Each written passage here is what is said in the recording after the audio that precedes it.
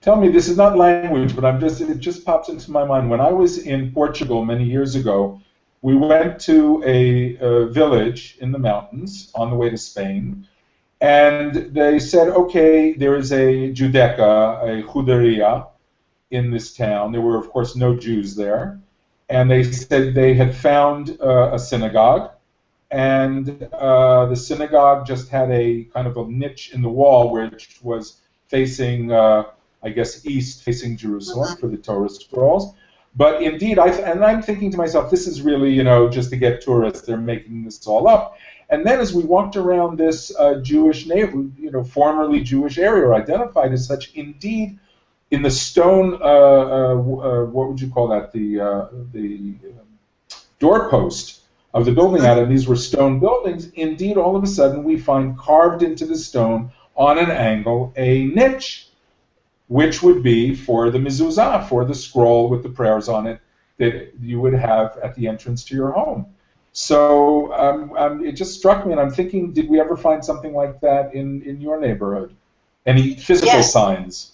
Yes, indeed. And what we have found, well, it's interesting because I often say that as we try to discover the Jewish roots of Calabria, that even the language is against us, as we've already spoken about. But I'll give you another example. I was just walking the other day to the two remaining stone walls of what was once a synagogue. And it's about a 10-minute walk from where I live. And I passed an elderly man as I was walking. We had a conversation, and I said, "This is Chequi la zona de Ibre. This is the zone of the Jews, Ibre." And he said, he looked at me and he said, "Iudiu, Iudiu." Now that's dialect for Ibre, and it is spelled I-U-D-I-E-U, E-U-D-U. Now, hearing that and looking at it, how do you ever, from an English language point of view, get Jewish out of it? But even when I say the language is against us, because in Italian we do not have the J as a consonant. It is lungo. It's called long I.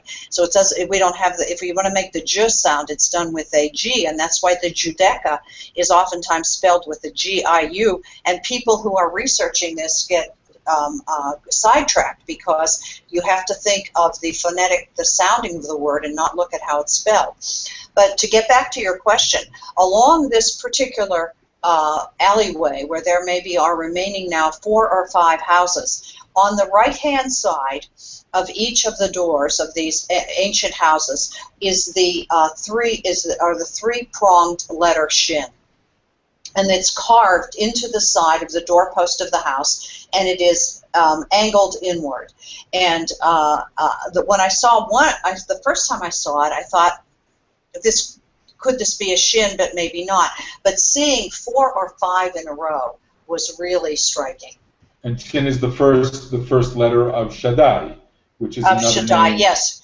Yes, I'm sorry. I should have explained it. On mezuzot, we find the letter Shin often there, and then of course many mezuzot modern times are beautifully decorated. But what's common to all of them in the front is the letter Shin for Shaddai, God is protector, and what's common to all of them in the back is the Shema rolled up in a little scroll. But back in the day, just like what you saw in Portugal, there was an actual niche carved right out of the doorpost, where the prayer would be rolled up and pushed in. What we found here during the time when people were afraid to acknowledge their Judaism, they would put the angel Michael, a statue of Michael holding a sword pointing inward, which allowed Jews to have something on their door for a home blessing that was not saint or Holy Mother or Jesus oriented, but something that came directly from the Torah. So I should plug in here that all of this amazing material and stories and your connection, Rabbi, it's all in the film, The Secret Jews of Calabria, which really was an eye-opener for me. I mean, to get into the excitement of your life and your story and your family, and your father having been a soldier in World War II and liberating, I think it was Buchenwald. So, in any event, I'm mentioning that people who want to take a look at the film can get a link at your website or on Secret Jews, and it's also available for purchase on DVD. I think everyone will enjoy it. Actually, Carl, just so our viewers know, right now appearing on your screen is a link that you can click on live, and it will take you to where you can actually order your copy or find out how to have a viewing.